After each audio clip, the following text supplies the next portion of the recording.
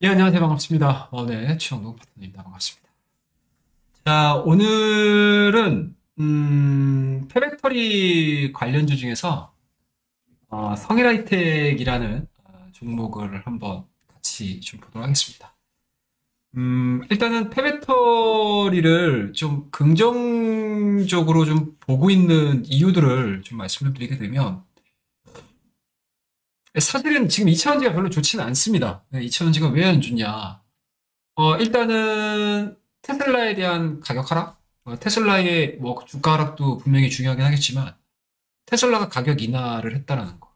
그러니까 어떻게 보면은 애플의 아이폰이 경기가 안 좋음에도 불구하고 그러니까 스마트폰의 성장이 정체가 돼 있는 상황에서도 뭐 계속적인 판매량을 늘려나가는 그러한 기업이다라고 하게 되면 전기차 시장 내에서는 테슬라가 그러한 역할들을 해줬다라는 점이거든요. 그런데 지금에 와서 가격 인하를 단행한다라는 점은 그만큼 전기차 시장에 대한 성장에 대해서 상당히 좀 높은 멀티플을 준 시점이었잖아요, 지금 시장에서. 그런 공식들이 깨져버리는 거죠. 그에 따라서 2차전지 전반적으로 투심 자체가 좀 약화되는 모습들. 그다음에 12월 달 들어서면서 대주주 요건. 그리고 외국인과 기관 쪽에서의 뭔가 차익 매물. 특히 이제 LG엔솔 같은 경우는 연기금의 순매도가 상당히 좀 강하게 좀 나오고 있는 상황도 있고. 그리고 2023년도 1월 달로 넘어가게 되면 또 보호해줘 물량. 또 예정이 돼 있는 상황들이어서 수급적인 부분들도 상당히 좀 많이 눌려 있는 상황들이고. 그리고 투자 심리 자체에 대한 흐름들도 상당히 좀 안 좋아지고 있는 상황들이고. 그리고 전체적인 뭐 전기차를 포함하고 내연기관까지 다 포함해서 봤었을 때 지금 자동차 업계 자체가 특히 이제 우리나라 같은 경우는 더하죠. 일단은 IRA 법안에서 지금 빠져나오는 모습들이잖아요. 그러니까 해당이 안 되는 거죠. 거기서 수혜를 입을 수 있는 상황들이 아니니까 2차원지 쪽으로 빼고 나서 그러한 부분들에 대한 약세까지 전체적으로 지금 반영이 되다 보니까 자동차 업종도 안 좋고 2차 전지 관련된 섹터군들도 생각보다 좀 좋지 않다라고 보시면 좋을 것 같습니다. 그런데 왜 갑자기 패배터이냐 궁금하시죠? 생각을 제가 좀 해봤어요. 그러니까 어떤 생각을 해봤냐면 과연 그러니까 글로벌 전기차 OEM 기업들, 그러니까 전기차 메이커들이 전기차에 대한 미래 성장성을 부인하는 사람들은 없을 거고요. 다만 이제 주가가 단기간에 좀 많이 올라왔다라는 부분들. 그리고 쉽게 말씀드리면 미래의 실적 부분들, 미래에 대한 기대치들이 현재 주가에 반영이 되다 보니까 조정에 대한 가능성들이 좀 열려 있는 거죠. 그러니까 조정을 받고 있는 상황들이고. 그리고 가장 좀 가까운 시일 내에 우리가 예상을 해보자라고 하게 되면 2023년도에 기업의 영업이익 자체가 줄어들 수 있는 가능성인 거잖아요. 그러니까 거기서 과연 글로벌 OEM 기업들의 마진을 지켜주려면 적어도 전기차 내에서 마진을 좀 지켜줘야 된다고 하게 되면 판매가가 낮아지는 과정에서 내가 들어가는 원재료 부분들이 다운이 돼야 되는 상황인 거잖아요. 근데 사실상 놓고 보게 되면 뭐 리튬도 그렇고 니켈도 그렇고 계속적으로 지금 가격에 대한 상승 부분들이 나와주고 있는 상황들이기 때문에 과연 글로벌 OEM의 마진을 어디서 맞출 것이냐라는 부분들인데 그러면은 아예 그냥 소비가 줄어들어 버려가지고 원자재 가격에 대한 하락 부분들이 나오면 좋겠지만 실질적으로 그런 부분들에 대한 갭 자체는 낮아지기에는 좀 제한적인 상황들. 그렇다고 되면은 글로벌 OEM 기업들이 마진을 확보할 수 있는 부분들은 저는 페베토리라고 보거든요. 페베토리. 그러니까 우리가 흔히 생각을 해보게 되면, 죄송합니다. 생각을 해보게 되면, 그러니까 이게 얘가 맞는지는 모르겠습니다. 중고차를 뭔가 이제 우리가 이제 신부품을 사가지고 차량을 고치는 거하고 중고 제품을 사가지고 차량을 고치는 거. 성능은 비슷하다. 성능은 7, 80% 정도 나오는 상황에서 중고 부품을 사가지고 갈아 끼는 경우도 상당히 좀 많지 않습니까? 근데 그러한 부분들이 글로벌 OEM 사들도 매력을 굉장히 많이 느낄 거란 얘기죠. 그럼 소비자들도 불황에 너무 높은 가격의 전기차를 구매를 할 수 없는 상황들인데 폐배터리를 활용함으로 인해서 가격에 대한 다운이 나오는 거고요. 그리고 제조사들도 마찬가지로 그동안에 뭐 정상적인 가격, 그리고 높아진 원재료 가격이 더해진다 하더라도 일정 범위의 영업이익을 맞춰줄 수 있었던 환경이었다라고 하게 되면 사실은 2023년도에 소비 자체가 좀 줄어든다라고 하게 되면 아마 이 부분에 대한 매력도가 상당히 좀 커질 수 있는 산업이지 않을까라는 생각을 좀 가지고 있습니다. 그래서 폐배터리, 그러니까 2차전지가 하락을 함에도 불구하고 폐배터리의 주가 리바운딩은 뭐 저는 개인적으로 상당히 좀 의미 있게 좀 받아들일 수 있는 흐름들이 좀 최근에 좀 나왔더라고요. 뭐 물론 이제 이 관련된 2차전지 폐배터리 관련된 종목군들에 대한 밸류 자체가 그렇게 낮지는 않습니다. 현재까지 그렇게 낮지는 않은데 제가 앞서 말씀드렸던 이러한 논리들 자체가 시장에서 갑작스럽게 2차전지 시장에서 갑자기 통용이 된다거나 아니면 받아들여지기 시작을 한다고 하게 되면 오히려 소재 관련 종목군들도 어느 정도 수준에서는 또 리바운딩이 나올 거고요.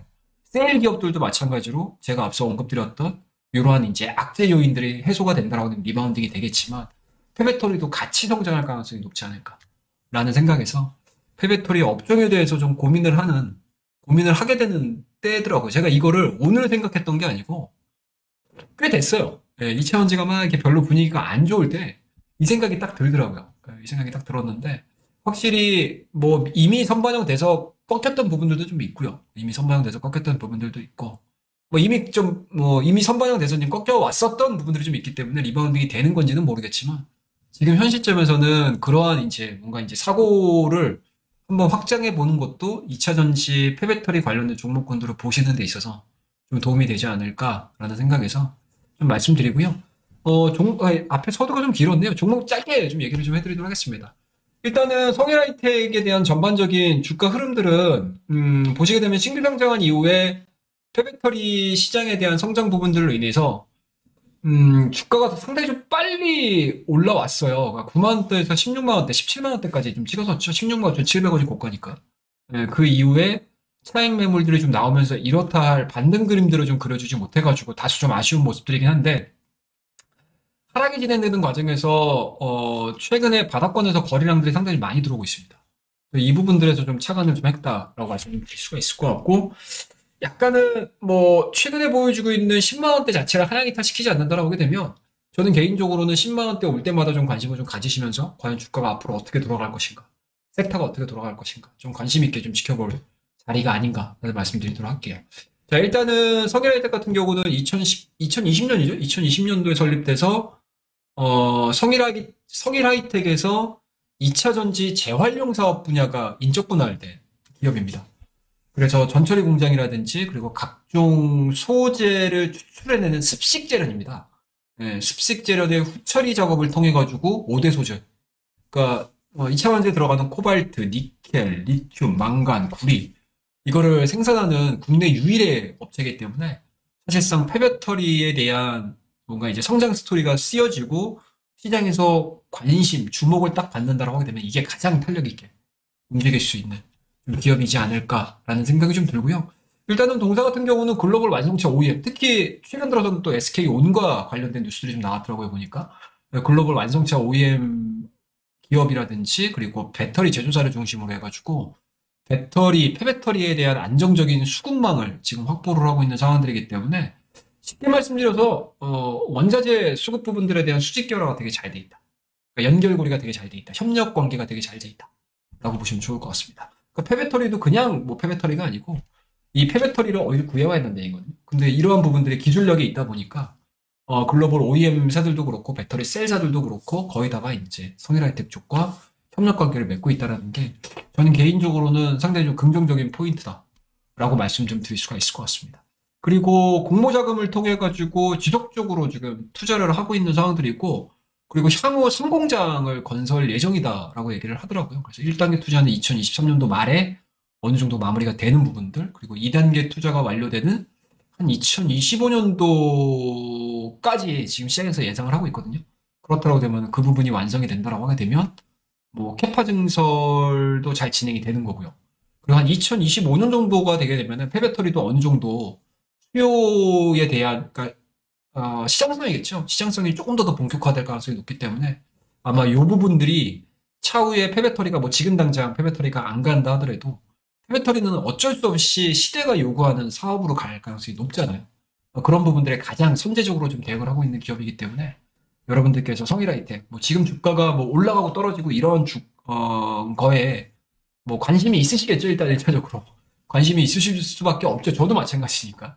근데 그럼에도 불구하고 주가가 빠진다고 해서 실망을 하시기보다는 제가 앞서 말씀드렸던 성일아이텍이 폐배터리 산업 내에서 가져갈 수 있는 강점들을 좀 잘 기억을 하셔가지고 무언가 시장에서에 대한 턴어라운드가 이루어질 때 그 어느 누구보다 좀 빠르게 좀 대처를 할 수 있는 좀 투자자가 되셨으면 좋지 않을까 라는 생각에서 오늘 폐배터리에 대한 저의 짧은 생각 그리고 그 안에서 좀 주도주로 잡을 수 있고 무언가 이 폐배터리 시장에 대해서 좀 적극적으로 대응을 해나가고 있는 기업이라고 할 수 있는 성일하이텍에 대해서 짤막하게 얘기를 해드렸으니까요. 많은 도움 되셨으면 좋겠다 말씀을 드리도록 하겠습니다.